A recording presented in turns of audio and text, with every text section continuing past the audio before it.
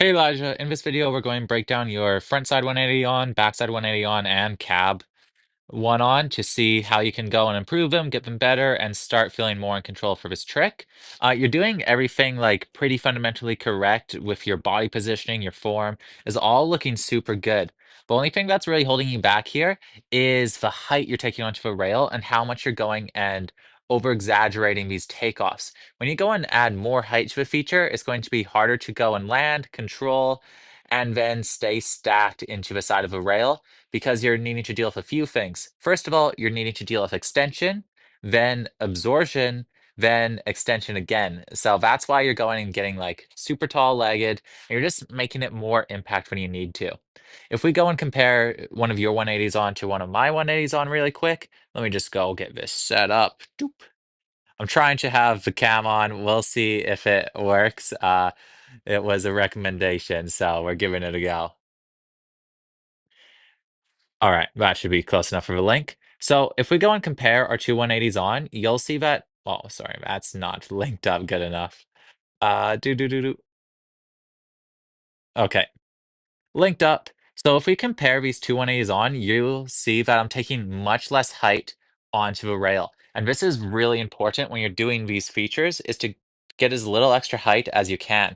And this is like even more height than you need to get because it's actually easier to get onto down rails with less height because they're angled downward and you're traversing distance. So you'll need to pop higher onto a flat rail than you will for a down rail. So even with that in mind, look at how little extra I'm getting over the rail.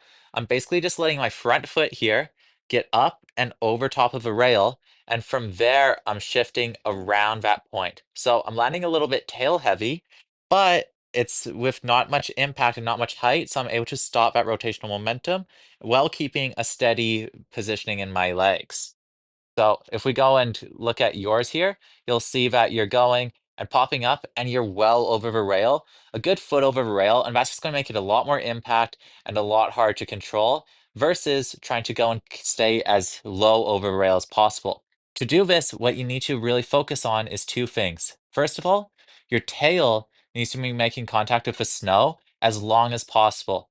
You can see that I'm not really popping my legs up. Instead, I'm just really relying on that board, making contact with the takeoff to get my nose over that tail. And that's all the extra height you need. And then the other big difference we can see here, if I just go and unlink this quick, is with the upper body positioning, you're going and throwing it like a jump over your back foot.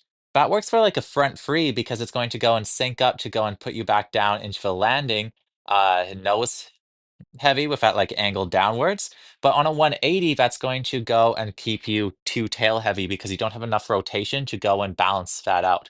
So what I do is I shift my upper body more over the front of my board. So this way I'm going and throwing more stacked over the center of the board instead of trying to snap the spin off of my back foot. Just shifting your upper body to a more stacked position will do wonders for keeping you more controlled over the center of your board and helping you rotate without your tail going and lifting this high and matching the rail down with both feet at the same time or as close to it will really help. So that's all we need to show on the comparison. Let's go back to just checking yours out and we'll go and talk a couple more little things that you can go and improve on.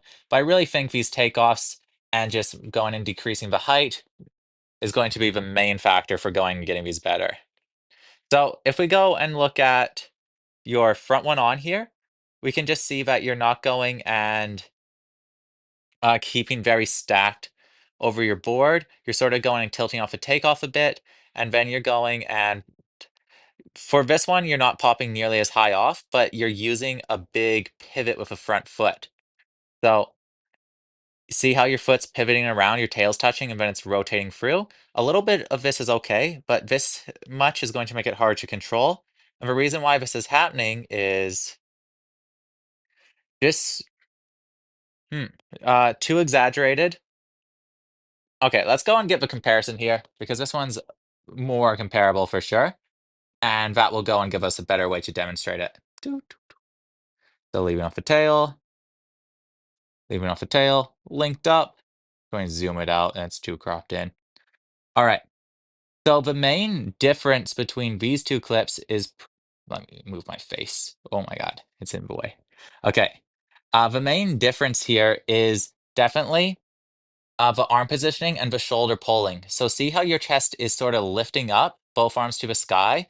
This is making it so when you leave off, you're going and showing the base of your snowboard. So that's telling us that you're using too much heel pressure because we can go and see the bottom of your snowboard so much. If we go and look at mine, it's a bit of a different camera angle, but you can see I'm remaining very flat based. And this is just going to make it so you're going and getting less sideways momentum going up and over the feature. And I think that's a big reason why you're catching the rail too early here, is because you're going and drifting across over the side of the rail. So you're trying to use your tail to catch it, or else you're going to go and just slide off the end. So for this, just focus on remaining a little bit more flat based and keeping your arms a little bit lower, rotating around the torso. And that should help you get onto the rail cleaner without needing to rely on that lean, removing sideways momentum and stuff. So more flat based, arms a little more stacked. And the last thing we'll look at is the back one on. Oh, I got it like that.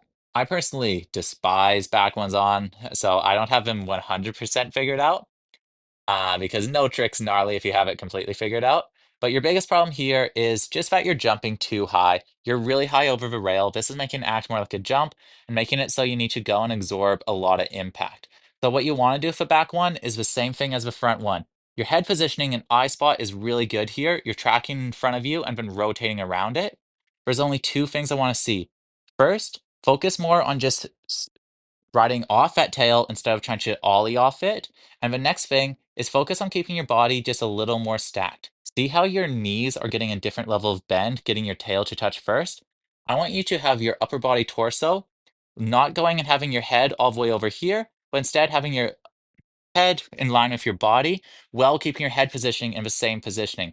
Because your eyes, where you're spotting, that head positioning is really good. The only thing that's a problem right now is when you're landing with your whole upper body slanted towards the tail of your snowboard. And what that's going to do is it's going to make it so you're off balance because your weight isn't completely set over the center of your snowboard. So clean that up, go and stay a little more stacked, a little less pop, and that should make it a whole lot better. So looking really good, make those little changes, and it should make them a lot easier and a lot less scary to approach. But you're doing awesome. Let me know if you need any more feedback.